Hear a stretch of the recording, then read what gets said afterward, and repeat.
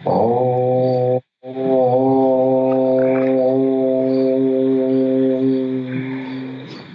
श्री कालिकी वैष्णवी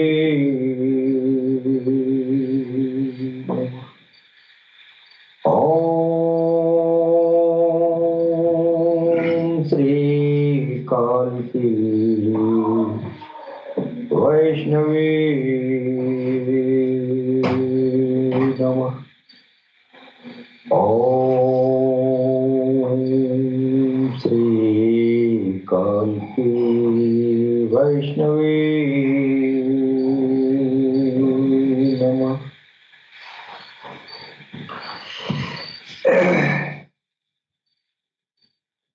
सर्वप्रथम हम अपने भगवान सदगुरु सैयदी यूनुस अल गौहर की चरण कमलों में भगवान बुद्ध की धरती से मैं कोटि कोटि नमन करता हूँ। तत्पश्चात हमारे जितने भी सुनने वाले भाई बहन हैं दुनिया में, जो भी प्यार मोहब्बत का पैगाम देने वाले हमारे अल्लाह टीवी प्लेटफॉर्म से जुड़े हुए तमाम भाई बहनों को मैं सर नवाकर प्रणाम करता हूँ। हमारे भगवान सदगुरु महानतम तत्वज्ञानी, महानतम तत्वदर्शी, ब्रह्मज्ञानी, ब्रह्मरज्जुबद्ध, कल की प्रिय, इमाम मेहदी के प्रिय, मसाया दियेश, उदखील के प्यारे, समाबीन के दुलारे, मैत्रेय के मित्र, तीर्थंकर के दोस्त, मेरे प्यारे प्यारे भगवान सदगुरु को मैं पुनः नमन करते हुए अपनी वाणी का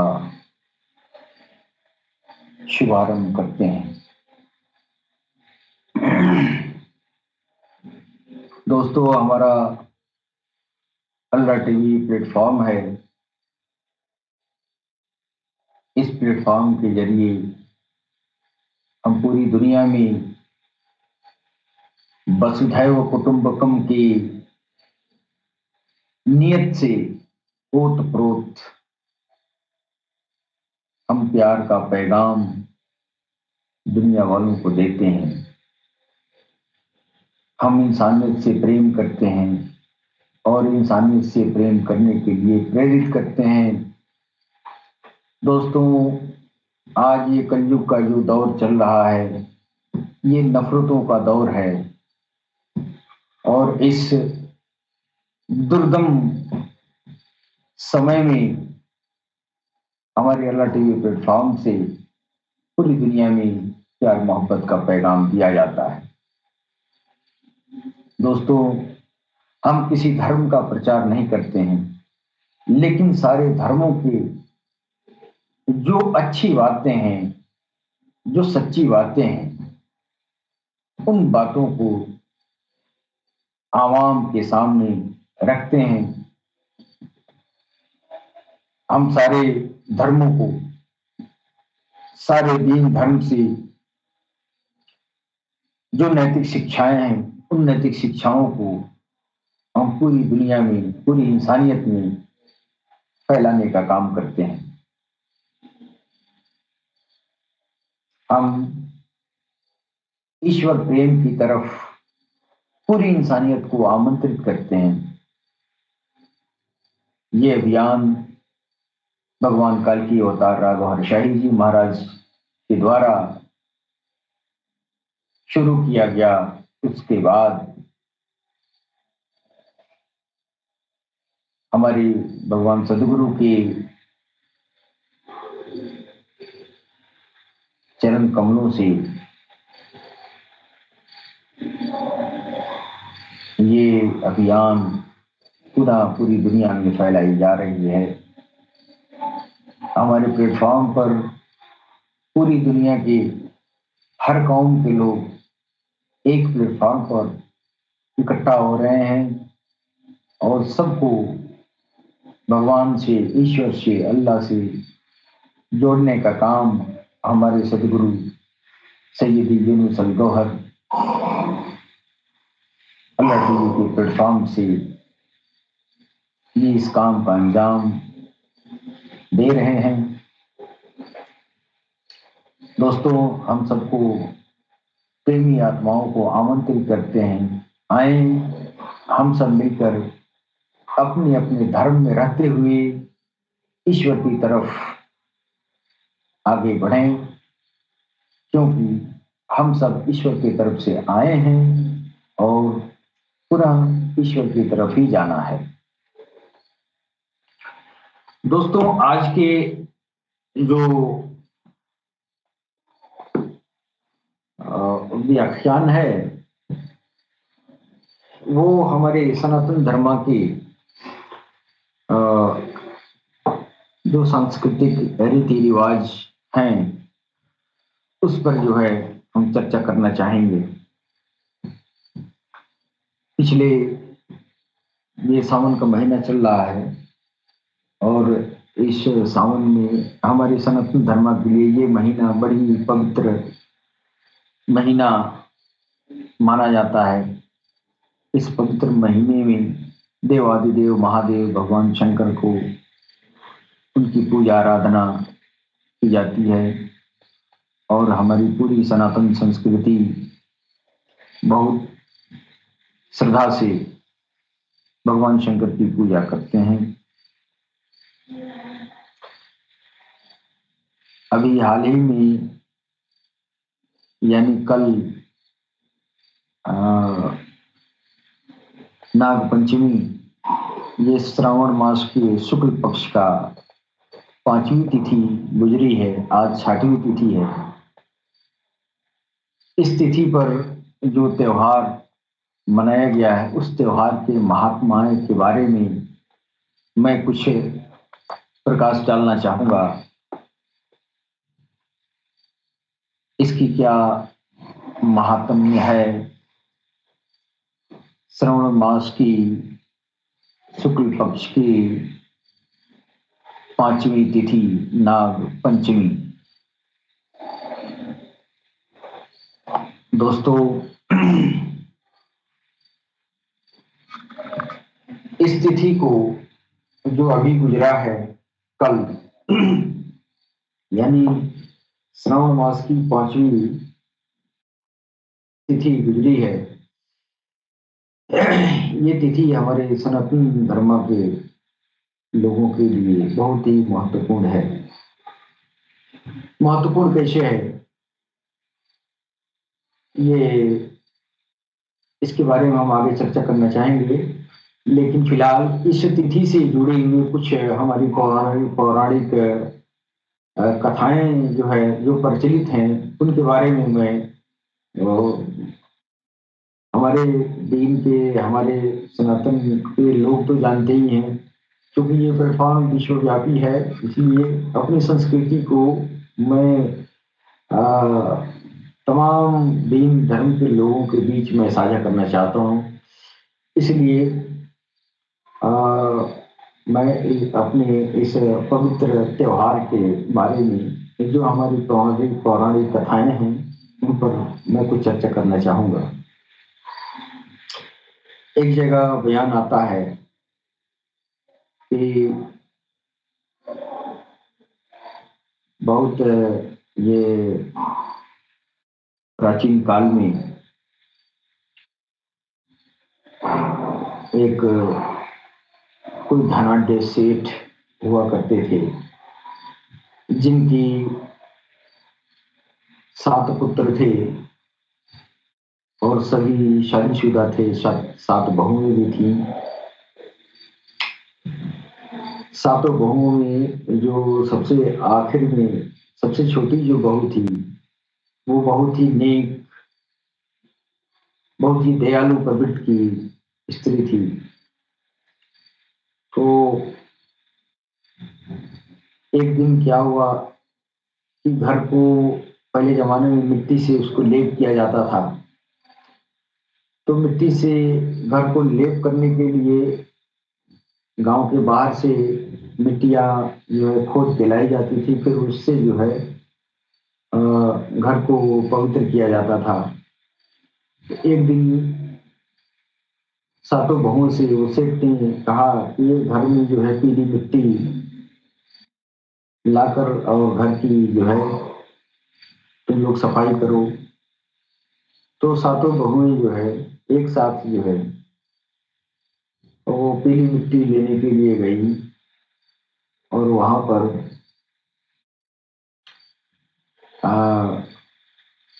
एक सर्प जो है प्रकट हो गया और ये जो है मिट्टी खोद रही थी। तभी जो है बड़ी जो बहू थी उसके सामने एक नाग जो है प्रकट हुआ और उस नाग को जो है अपने जिस अस्त्र से खोद रही थी, मिट्टी को निकाल रही थी, उस अस्त्र से उस नाग के ऊपर वार करने लगी। तो सबसे जो छोटी वाली बहू थी उसको बड़ा नागवार लगा, वो तत्काल रोकी, कही कि नहीं, जीवों पर दया करना चाहिए, ऐसा मत मारिए, ये निर्दोष है।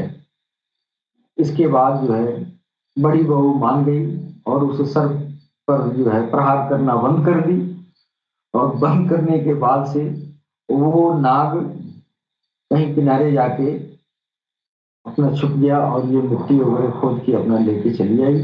लेकिन जो छोटी वाली जो बहू थी वो बड़ी दयालु थी, उस नाग के पास जाके बोली, हे नाग देवता, आपको तो हम लोग निर्दोष, आपके ऊपर हम लोगों ने प्रहार किया है, इसके लिए क्षमा करें। मैं घर जाके आपके लिए दूध की कटोरी लेके आऊंगी और आपको मैं दूध पिलाऊंगी। जो पौराणिक कथाएं हैं वो उनके बारे में मैं कहना चाहूंगा, इसका कंक्लूजन बाद में समझ में आएगा। तो वो छोटी बहू जब घर गई तो वो बहू जो है घर जाके ये वादा भूल गई कि मैं नाग देवता को दूध पिलाने के लिए मैं वादा किए करके आई हूँ। तो हुआ ये कि दूसरे दिन याद आया तो वो दूध का कटोरा लेके गई और नाग वही इंतजार करता रहा। जब छोटी बहू को देखा तो वो मारे गुस्से से वो जो है वो बहुत गुस्से में था। तो वो छोटी बहू थी, उसने देखते ही पहले कही कि भैया मुझको माफ कर दीजिए, हम आपसे जो किया हुआ वादा मैं भूल गई हूँ। मेरी बात को आप जरा गौर सुनिएगा प्रमोद भाई, ये कहानी बहुत रोचक है और ये बहुत सीखने वाली कहानी है। तो जब वो कही कि भैया माफ करिएगा, हम आपसे जो वादा किए थे वो भूल गए, आज हमको याद आया है तो हम जो है पुनः आपकी सेवा में ये दूध की कटोरी में लाई हूँ। तो वो सर्प जो था वो बोल पड़ा, कहा कि मैं तो तुम्हारे ऊपर बहुत गुस्सा में था, लेकिन तुमने हमको भैया कही हो, इसलिए आज से मैं तुम्हारा भैया हूं और मैं भाई का फर्ज अदा करूंगा। संजोग से छोटी बहू के भाई नहीं थे और वो जो है कही कि मेरा भाई भी नहीं कोई है, तो उसने कहा कि मैं तुम्हारा भाई बन जाऊंगा। बहरहाल भाई बनने के लिए स्वीकार किया और भाई का फर्ज अदा करने के लिए भी उसने स्वीकार किया। अब जरा सामने बैठ जाइए प्रभुनाथ भाई, सामने। तो जब वादा किया कि हम भाई का फर्ज अदा करेंगे, एक दिन जो है वो नाग देवता जो है वो उस छोटी बहू के घर जो है पहुंच गया और ढेर सारो बहुत ढेर सारा धन दौलत, रुपए पैसे, हीरे जवाहरात लेके पहुंचा और घर वालों को कहा कि ये मेरी बहन है और इस बहन को हम अपने घर विदाई करा के ले जाना चाहता हूँ। बहरहाल किसी तरह घर के लोग मान गए और विदाई करा के अपने भाई के साथ गई, तो वो नाग देवता अपने नाग लोग लेके गए। नाग लोग गए तो वहां अपने नाग देवता अपने माँ से मुलाकात करवाए, और उसके बाद से उनकी माँ ने जो है बेटी का प्यार दिया। फिर कुछ दिन रुकने के बाद से नाग देवता और उनकी माँ जो है इस छोटी बहू को विदाई कर किए लोग, साथ में बहुत ढेर सारे जवाहरात, हीरे मोती, तमाम जो है जो बेटी की विदाई की जाती है। तो इसको जो है लोगों ने विदाई किया इसके साथ, तमाम सारे दौलत के साथ। तो सेठ जी ने, उसके ससुर ने जो देखा, कहा कि ये तुम्हारे मायके वाले तो बहुत अमीर हैं, है कि नहीं। तो वो जो है वो लड़की, नाग देवता अपनी बहन को एक एक ऐसा हीरे का हार जो है, एक हीरे मणि जड़ित कोई हार जो है, इसको विदाई में लोग दिए थे। अब ये हार देख के जो है बड़ी हलचल हो गया सातों जो दयादी थी, सातों बहनों में, और ये बड़ी तारीफ हो रही थी। धीरे धीरे मुहा मुही ये खबर राजा को पहुंच गया कि फला सेठ के घर एक बहू है, उसके पास इतनी बेशकीमती हार है, वो हार रानी साहब के पास होना चाहिए, है कि नहीं। तो वो हार जो है मंगाने के लिए राजा साहब ने बुलवाया सेठ जी को, और कहा कि वो हार जो है, इतनी बेशकीमती चीज महारानी के गले में होना चाहिए।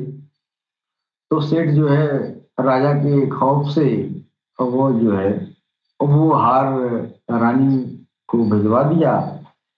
फिर रानी जब उसको गले में धारण कर रही है, तो फिर वो हार जो है सांप बन गया। जब सांप बन गया तो राजा बड़ा चिंतित हुआ।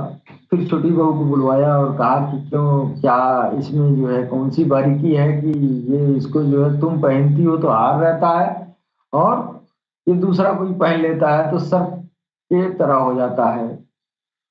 तो उसने सारी बातें अपनी बताई और कही कि नाग देवता हमारे भाई हैं, उन्होंने ये हमको दक्षिणा में दिया था, विदाई में दिया था, नहीं। तो वो नाग देवता वहां प्रकट हुए और ये कहानी वहां प्रचलित हो गई। तो ये पौराणिक कथाओं के अनुसार जो है नाग पंचमी को जो है नाग देवता को औरतें जो है अपने भाई समझ के, और भाई मददगार होता है, इस नाग देवता से मदद के लिए आज भी व्रत त्योहार नाग पंचमी पंचमी के रूप में मनाया जाता है। क्योंकि वो तिथि जो था, जिस समय जो है वो घटना घटी, तो वो रानी के गले में जब पड़ा तो वो सांप हो गया, और वो छोटी बहू के गले में पुनः हीरे मोती जड़ गए। तो इस घटना से राजा बहुत प्रभावित हुआ, और उसके बाद से ये परंपरा शुरू हो गई कि ये नागपंचमी के दिन जो है नाग देवता की पूजा होती है। इस नागपंचमी के बारे में एक और जो है बयान आता है।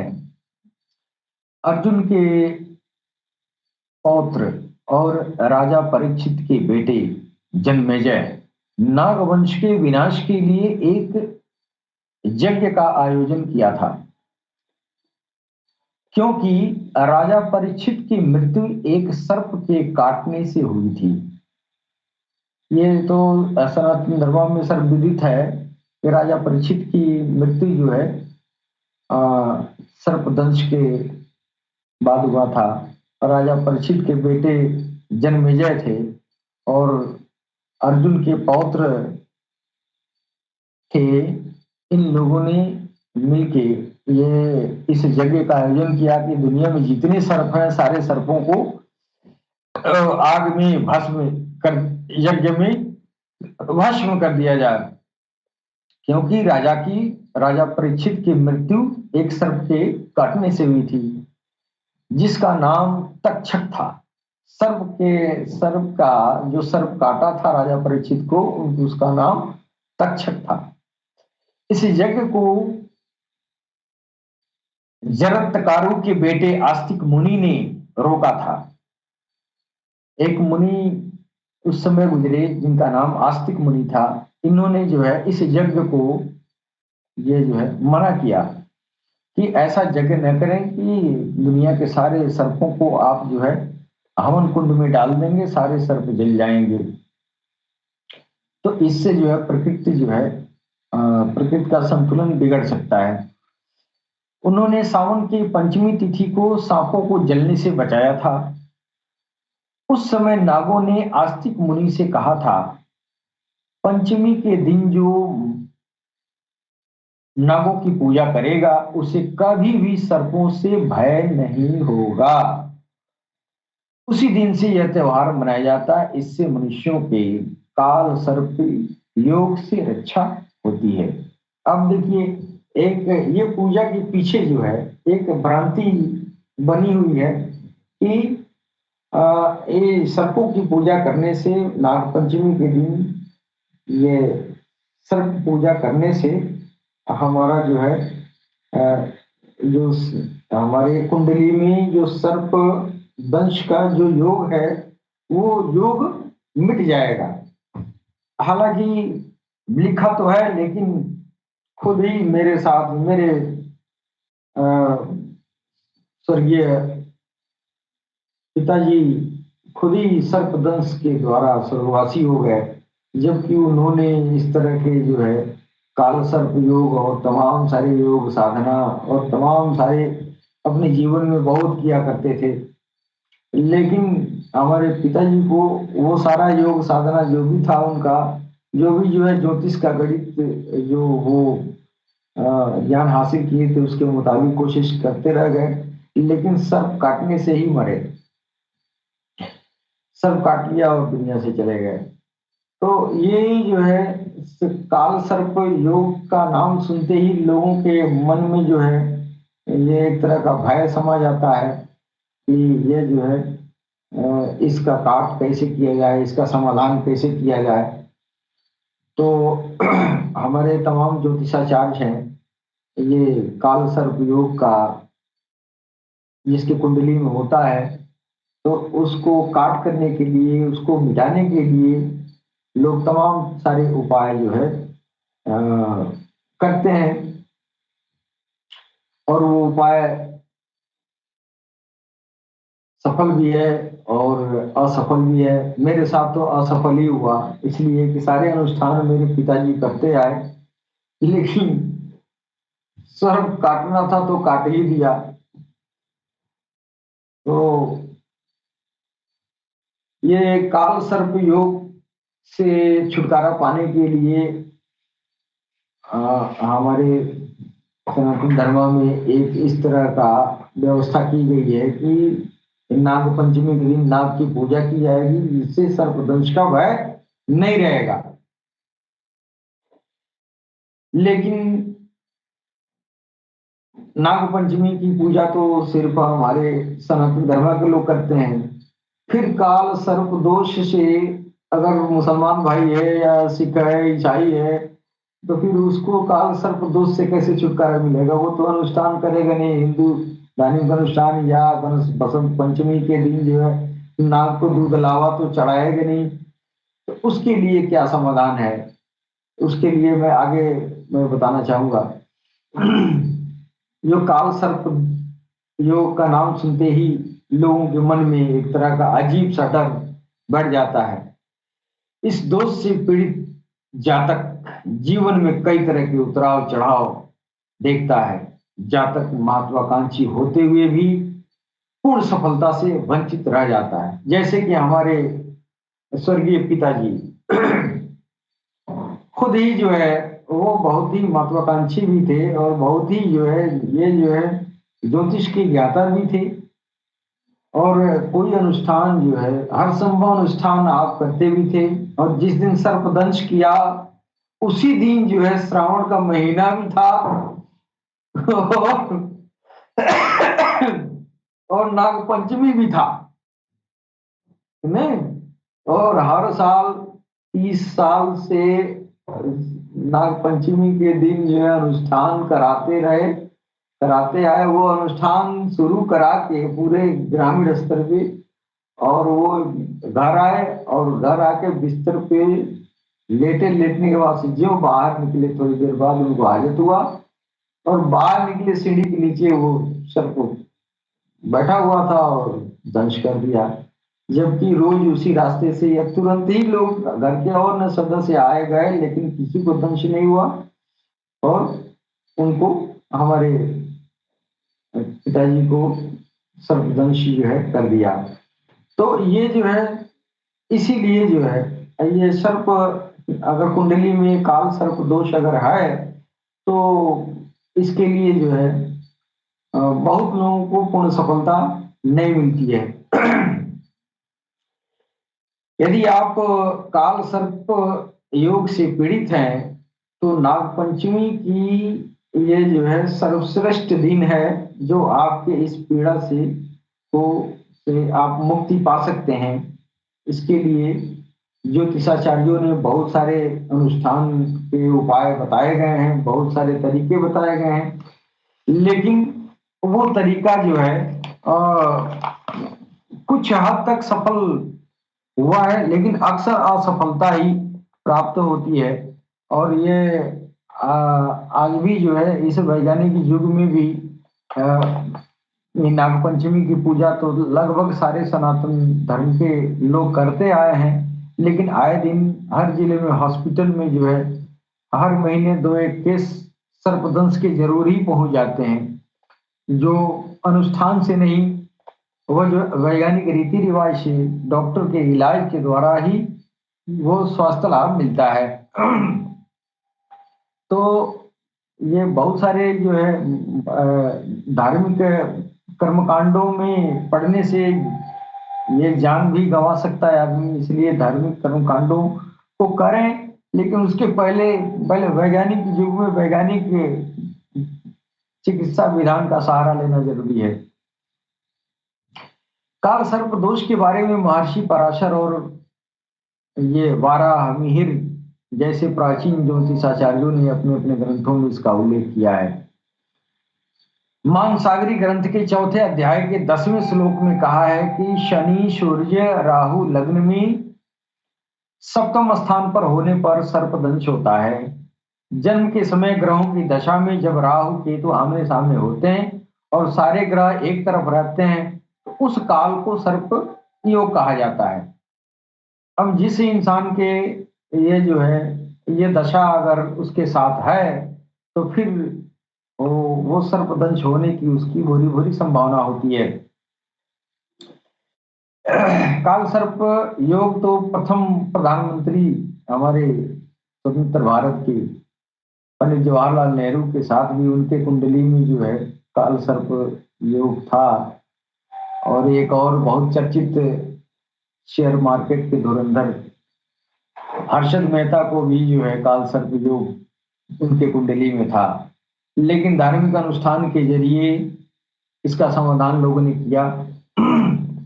और इन दोनों आदमी की जो है मृत्यु काल सर्प दोष की वजह से नहीं हुआ। और इस धार्मिक अनुष्ठान के जरिए इन लोगों को फलाफल मिला।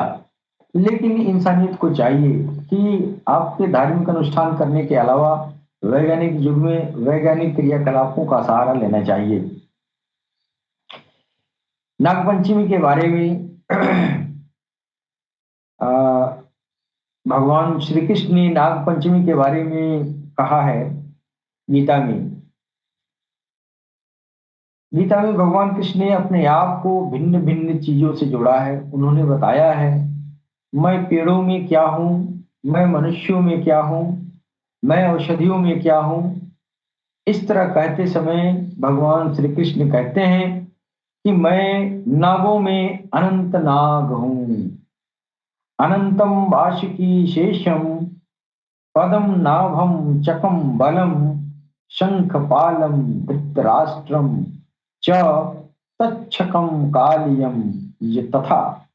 यानी 9 नागों की प्रजातियां होती हैं। 9 तरह की प्रजाति, 9 तरह की जाति नागों की जातियों में ये जो है जो अनंत नाग है ये सबसे उत्कृष्ट जाति सर्वश्रेष्ठ अनंत जात का नाग होता है।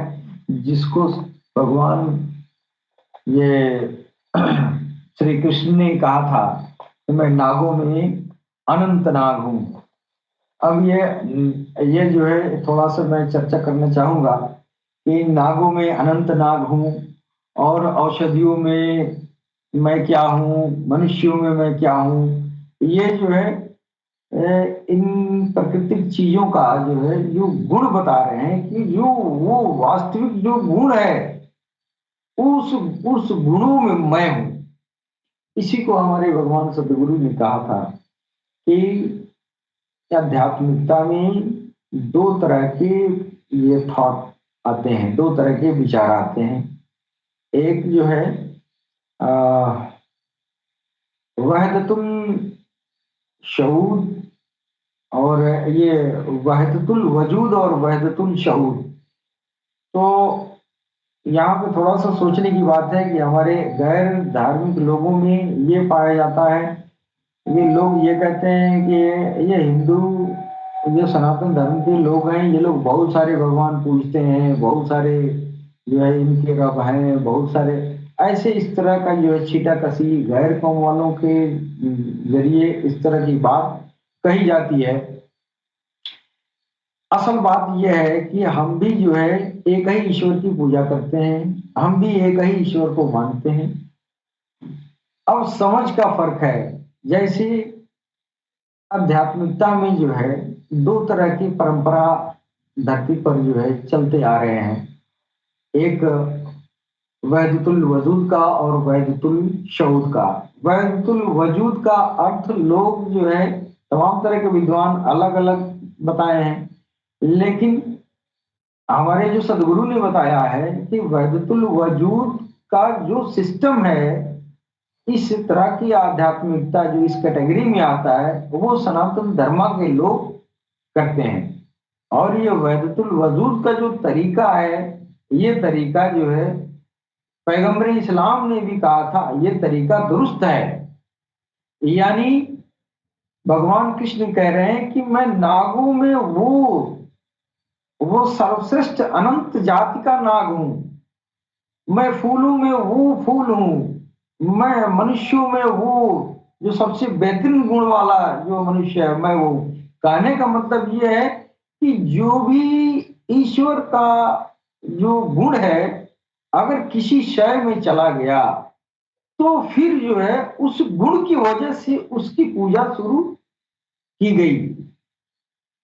तो अब जो है पेड़ों में, पौधों में, इंसानों में या जानवरों में अगर ईश्वर का वो ईश्वरीय गुण अगर दिखाई देता है, उस गुण की बदौलत जो है उसकी पूजा होती है।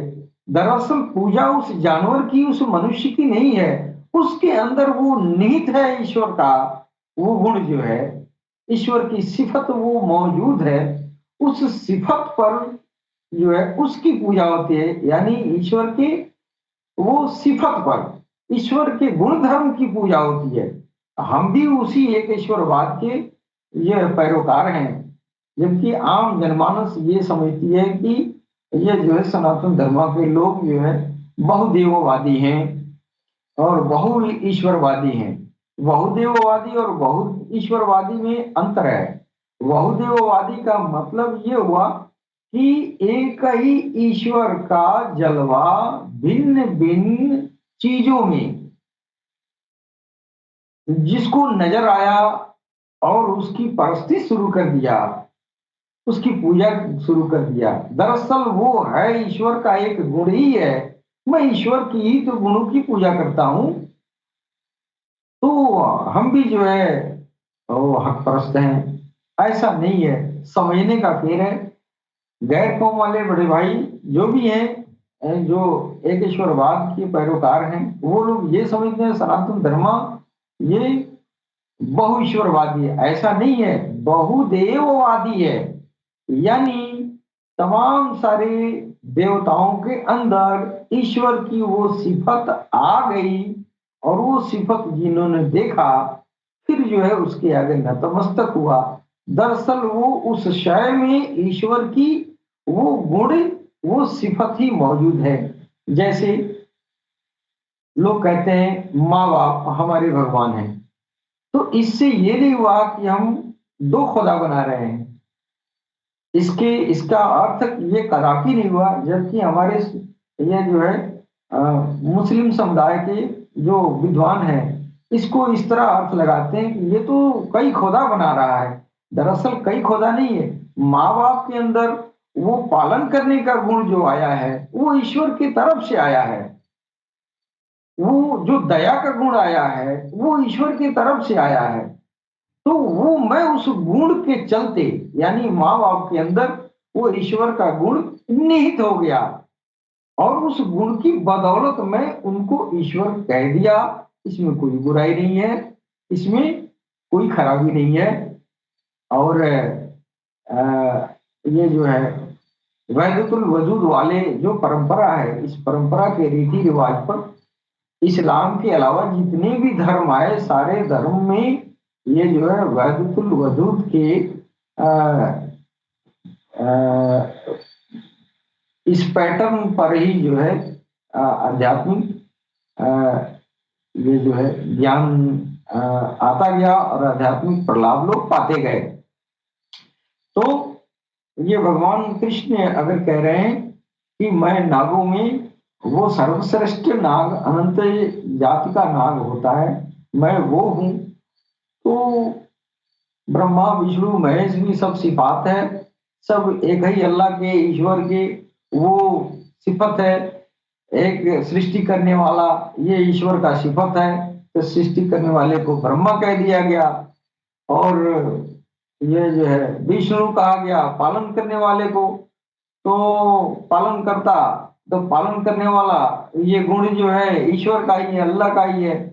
तो जिस गुण के जरिए, जिस जिस सिफत के जरिए जो काम का अंजाम दिया जाता है इस सृष्टि में, फिर वो सिफत जो है एक स्वरूप बन जाता है, वो भी ईश्वर का ही स्वरूप है। तो मैं एक ही ईश्वर के अलग अलग स्वरूप में पूजा करता हूँ। इस ये भी हक परस्ती है, न कि ये बुत परस्ती है। बस समझ समझ का फेर है कि न जानने वाले हकीकत तक नहीं पहुंचते हैं, तो बड़े बड़े विद्वान इस पर जो है तफरका लगा के दुनिया में शर फैलाते हैं, जबकि ये भी हक परस्त है। इस पूजा के इस तौर तरीके को, ये वहदतुल वजूद की जो पैटर्न है, इस पैटर्न पर जो धर्म जो है इस्लाम के अलावा जो धर्म गुजरे हैं, वो धर्म सब के सब वहदतुल वजूद के ऊपर इसी के पैटर्न पर काम करते आए, इसी पैटर्न पर लोगों को प्रलाप भी दिए। और अंत में जो इस्लाम धर्म आया धरती पर, और पैगंबर इस्लाम हजरत मोहम्मद मुस्तफ़ा सल्लल्लाहु ताला अलैहि वसल्लम ने भी इस प्रक्रिया को, इस मेथड को, जो वैदतुल वजूद है, इसको उन्होंने सही ठहराया, इसको गलत नहीं ठहराया। लेकिन समझने वाले लोग जो है इसको गलत अर्थ लगा के और दुनिया में जो है फसाद का जरिया बना दिए। और लोग जो है बहुईश्वरवादी कह के सनातन धर्म के लोगों से इस तरह का मतभेद पैदा करते हैं कि सनातन धर्म के लोग जो है बहुईश्वरवादी हैं। बहुईश्वरवादी नहीं, बहुदेववादी हैं, यानी बहुत सारे देवताओं के अंदर अब माँ बाप भी देवता बन जाते हैं, उनके अंदर जो है वो ममता जो है ईश्वर की तरफ से आया है। तो उस ममता, जो ममता है ना, वो ईश्वर की वो ज्योति है। वो मैं उस ज्योति को नमन करता हूँ, मैं उस ज्योति को अपना रब कह रहा हूँ, नहीं जो रब से आया है उसके अंदर वो सिफत आई है, मैं उसकी पूजा करता हूँ। तो हम बहुदेववादी कैसे हुए? मैं ईश्वर के गुणों के ही आगे तो नतमस्तक हूँ। अब न समझने की बारीकी से नहीं समझता है आदमी, तो लोग जो है तरह तरह की बातें किया करते हैं। और आगे ये थोड़ा सा मैं और चर्चा करना चाहूंगा कि ये नाग पंचमी पे मैंने बहुत सारी बातें जो है शेयर मैंने किया है आप लोगों से। इसके इसके बारे में जो सर्पों की दुनिया है, सर्पों की जो परिकल्पना धर्मों में आई है, जो बातें पौराणिक कथाओं में आया है, हमारी किताबों में आया है, जो भगवान कृष्ण ने कहा कि मैं खुद जो है अनंत जाति का वो नाग हूँ, तो इसके बारे में जो है कुछ ये बातें बड़ा अजीब लग रही हैं कि ऐसा कैसे हो सकता है कि इंसान जो है ये ऐसा कैसे हो सकता है कि वो नाग हो जाए या सांप बन जाए। तो ये थोड़ी सी ये बातें जो है अटक रही हैं। लेकिन इस दौर में ये जो कलयुग का दौर आया है, इसमें जो है भगवान काल की अवतार का जो अवतरण हुआ है, भगवान काल की अवतार राघव शाही जी के रूप में इन्होंने जो है अपने ईश्वर धर्म नामक ग्रंथ में जो इसका उल्लेख किया है। आप लिखते हैं कि दुनिया में एक ऐसा भी आदम आया जिसको ईश्वर ने किसी तरह के गलतियों का दंड दिया और उसे सर्प रूप में परिवर्तित कर दिया। अब उसकी बची हुई कौम जो एक विशेष प्रकार के सर्प के रूप में आज भी दुनिया में मौजूद है, अपने जन्म के 1000 वर्ष बाद मनुष्य के रूप में वो सर्प जो है मनुष्य के रूप में बन जाते हैं। इस प्रजातियों को रोहा कहते हैं। अब यहाँ जो है भगवान काल के अवतार सरकार राघव शाही जी महाराज की जो ग्रंथ में उल्लिखित जो बातें हैं, ये रोहा प्रजाति के जो सर्प हैं वो 1000 साल के बाद से इंसान मनुष्य के रूप में परिणित हो जाते हैं। तो ये बातें जो है ये भगवान काल के अवतार के ग्रंथों से पता चलता है कि वो सर्पों की जो ये कहानियां बनाई गई हैं वो मिथ्या नहीं है, उसमें जो है वो सच्चाई कुछ ना कुछ सच्चाई तो जरूर है। भले आपको इस जमाने में यहाँ कोई सर्प इंसान के रूप में न दिखाई दे, लेकिन ऐसा गुजरा है।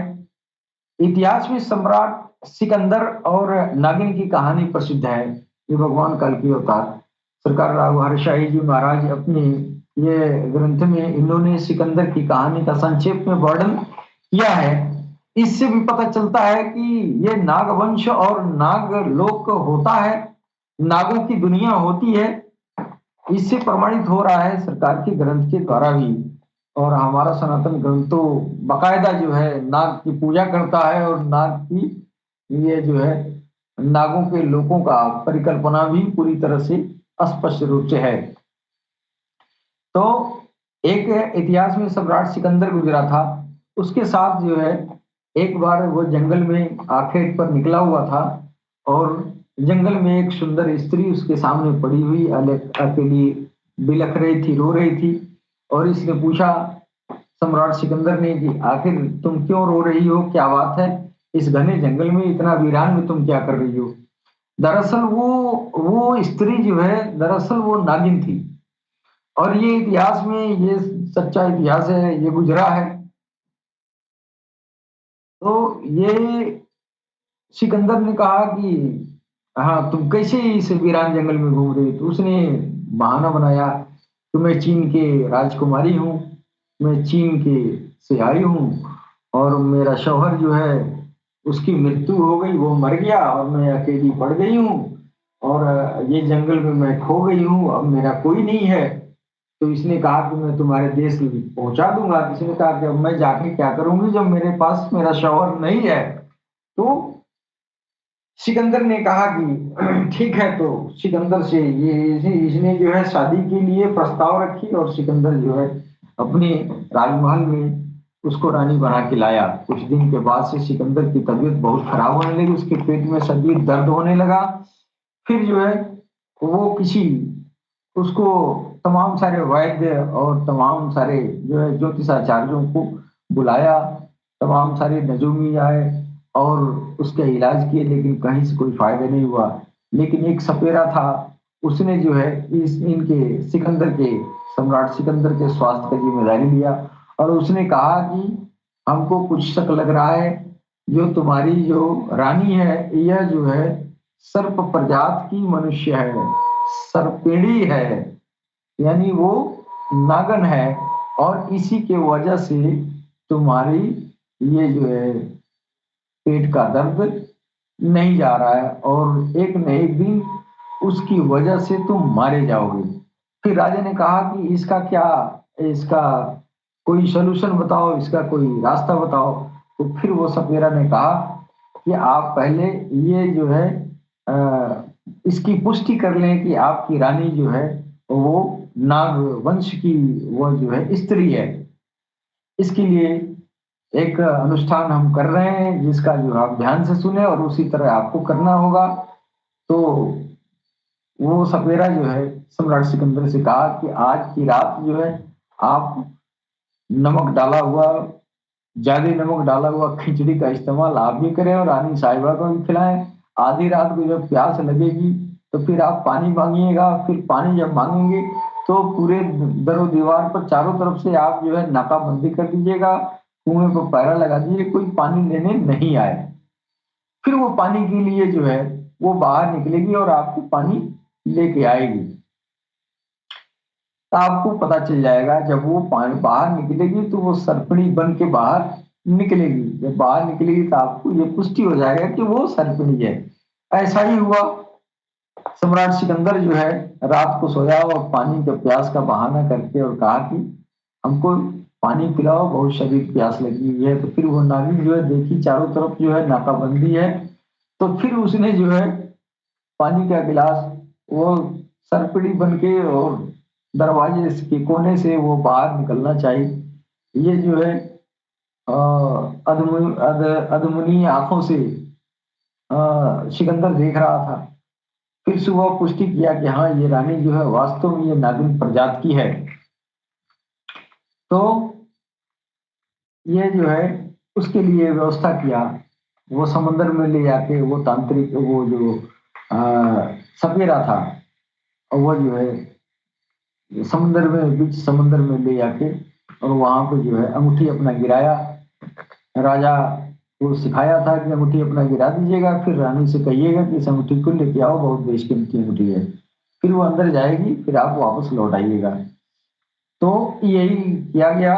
और सिकंदर जो है बीच मझधार में जाने के बाद से फिर वो अंगूठी गिराया और फिर कहा रानी से कि ये अंगूठी जो है बहुत पाताल में चली गई है, इसको लेके आओ। फिर वो जो है समुद्र में छूट गई और उससे जो छुटकारा सम्राट को मिल गया। तो इस तरह की कहानी अभी भी वो जगह जो है भित्त सिकंदरी के नाम से मशहूर है। तो इस तरह के इतिहास भी गुजरे हैं और इस तरह की बात सबसे बड़ी बात है कि इस सर्प की दुनिया और सर्प और इंसान के बीच जो रिश्ते हैं, इस इन रिश्तों को जो है ईश्वर धर्म नामक अपने ग्रंथ में भगवान काल की अवतार ने भी इसका विशेष वर्णन किया है। और इससे पता चलता है कि वास्तव में जो है सनातन धर्म में जो सर्पों की दुनिया के बारे में जो परिकल्पनाएं आई हैं वो सब सत्य है। भगवान काल के अवतार सरकार गौहर शाही जी महाराज अपने ग्रंथ में लिखते हैं, पता नहीं किस आदम का कबीला चीन के पहाड़ों में बंद है और उन्हीं को रोकने के लिए ये जुल्करनैन ने पत्थरों की दीवार बनाई। इनके लंबे लंबे कान होते हैं, एक बिछाते हैं और एक ओढ़ लेते हैं। इन्हें याजुज माजुज कहते हैं। ये हिमालय के पीछे भी बर्फानी मानव है। कुंडली में अगर काल सर्प दोष है तो इसका सर्वोत्कृष्ट उपाय हृदय सिमरन है। ये भगवान काल की अवतार ने हृदय सिमरन को बताया कि काल सर्प दोष अगर आपके कुंडली में मौजूद है तो फिर आपके जो भगवान काल की अवतार जो चीज दुनिया को प्रदान कर रहे हैं हृदय का सिमरन, वो हर कौम को दे रहे हैं, हर तरह के इंसानियत को दे रहे हैं। उसी कौम के हिसाब से अगर भगवान का अगर नाम दिलों में समा जाए, भगवान के नाम की ज्योति दिलों में बननी शुरू हो जाए, उस ज्योति का प्रभाव आपके पूरे रग रग में हो जाएगा। फिर इस ज्योति का जो है जब मिकदार बढ़ेगा तो फिर ये ज्योति ऊपर की तरफ बढ़ती है और ईश्वर की तरफ से भी ज्योति पुंज आनी शुरू होती है। एक दिन ऐसा होता है इस हृदय भजन के जरिए कि इंसान जो है भगवान से जुड़ जाता है। जब भगवान से जुड़ जाता है तो फिर वो जो है भगवान के ये हमेशा उनकी कृपा की छत्र छाया में अपना जीवन गुजारता है। हमेशा जो है इस तरह भी भगवान की कृपा और कोप दोनों बरसती रहती है। जिसका दिल जो है भगवान के नाम से सिमरित हो रहा है, सिमरन हो रहा है, जिसके दिल में भगवान का नाम स्वतः जो है अखंड संकीर्तन हो रहा है, वो भगवान की कृपा के जल में हमेशा रहता है। तो जब भगवान की कृपा के जद में हमेशा रहेगा तो आपकी कुंडली में अगर जो है ये सर्प काल सर्प दोष अगर है भी, तो फिर आपको इस हृदय सिमरन के जरिए आप भगवान की कृपा के जद में रहेंगे, वो दोष खुद ब खुद अपने आप कट जाएगा। आपको बहुत लंबा चौड़ा अनुष्ठान करने की जरूरत नहीं है। हमारी सनातन संस्कृति में ये तो व्यवस्था बताई गई है कि इस काल सर्प दोष से छुटकारा पाने के लिए नाग पंचमी की पूजा आप करेंगे, नागों की पूजा करेंगे तो ये हो जाएगा। ये भी कोई सर्टेनिटी नहीं है, कोई श्योरली नहीं है। हमारे बाप खुद ही जो है सर्पदंश से नाग पंचमी के दिन ही मरे हुए थे, उसी दिन जो है स्वर्गलोक सिधार गए। और ये बातें जो है ये चीजें पूर्ण रूप से विश्वसनीय नहीं है, लेकिन भगवान काल की अवतार राघव शाही जी महाराज जो हृदय का सिमरन दुनिया में जो आम जनमानस के बीच जो है यह बात ये बता रहे हैं, और दुनिया में लोगों के हृदय से और ईश्वर के ज्योति से जो जुड़ाव जो जोड़ रहे हैं, वो भगवान की कृपा के जद में लाने के लिए यह अभियान जारी किया गया है भगवान काल के अवतार के तरफ से। इसलिए इंसानियत को चाहिए कि अपने दिल में जो है ईश्वर अल्लाह या किसी भी भगवान के नाम से अपने दिल को रोशन करें, ज्योति बनाएं। इस ज्योति के जरिए हम भगवान से जुड़ जाएं और भगवान की कृपा के जद में रहें। और ये काल सर्प योग जैसी तमाम तरह की ग्रह नक्षत्र की जो विषमताएं हैं, उनसे हम पूर्ण रूप से हम जो है वंचित रह सकते हैं इनके दुष्प्रभाव से। इसके साथ ही हम अपनी वाणी पर विराम देना चाहते हैं। अंत में मैं सदगुरु को नमन करते हुए मैं सुनने वाले सभी भाई बहनों को सर नवाकर प्रणाम करता हूँ। बहुत सही, मरहबा, सत श्री अकाल, नमस्कार, अस्सलाम वालेकुम।